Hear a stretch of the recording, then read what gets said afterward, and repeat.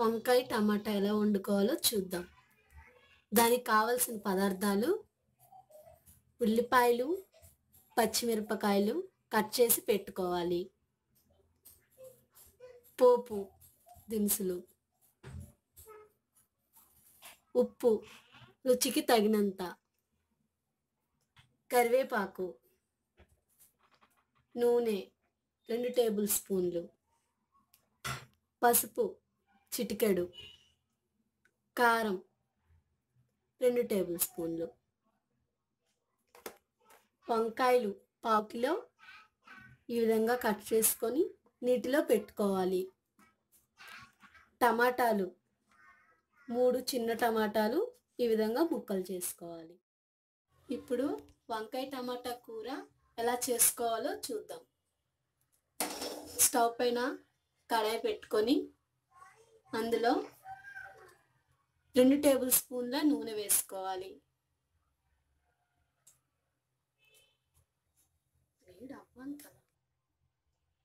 నూనె వేడైన తర్వాత ఇందులో పోపులు వేసుకోవాలి.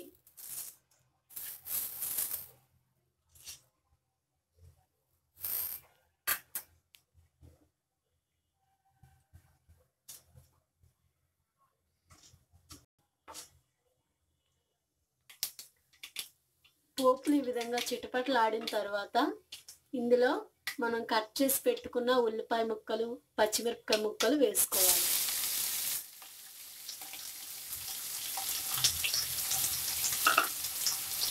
అందులోనే కరివేపాకు రెబ్బలు వేసుకోవాలి.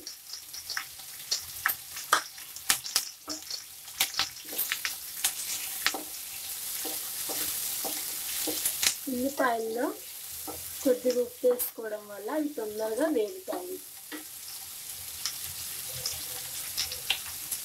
ఉల్లిపాయలు బ్రౌన్ కలర్లో వచ్చేంత వరకు వేయించుకోవాలి.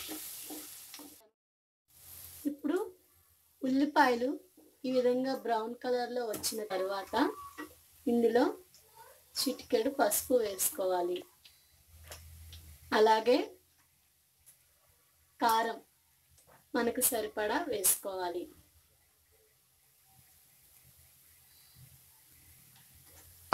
వీటిని బాగా కలుపుకొని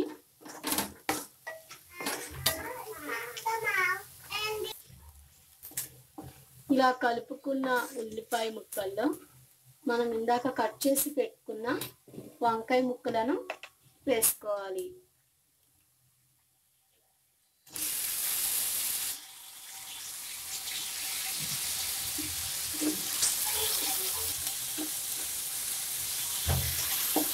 ఇలా వేసుకున్నాక వంకాయ ముక్కల పైన రుచికి తగినంత ఉప్పు వేసుకోవాలి.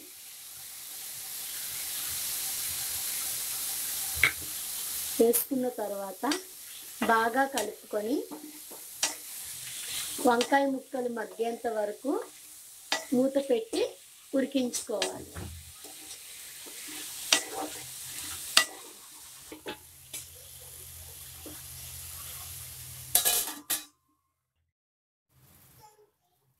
కాసేపు అయిన తర్వాత మూతను తీసి వంకాయలను బాగా కలుపుకోవాలి. వంకాయలు ఈ విధంగా మగ్గిన తర్వాత వీటిలో టమాటా ముక్కలు వేసుకోవాలి.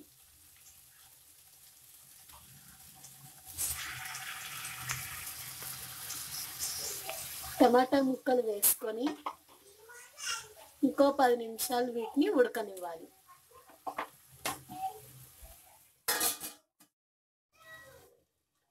పది నిమిషాల తర్వాత మూత తీస్తే టమాటాలు ఈ విధంగా ఉడికి ఉంటాయి. వీటిని కలుపుకోవాలి.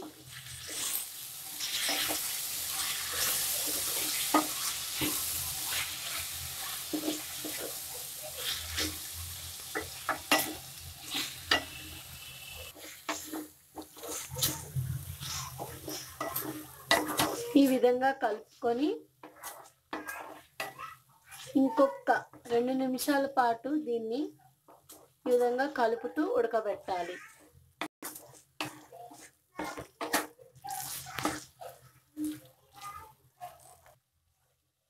ఇలా కలుపుకున్న కూరను ఇంకొక 2 నిమిషాలు మూత పెట్టి ఉడికించుకోవాలి.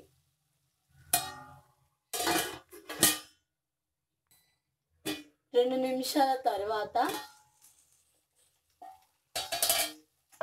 ఈ కర్రీలో కొత్తిమీర వేసుకొని ఇంకొకసారి కలుపుకొని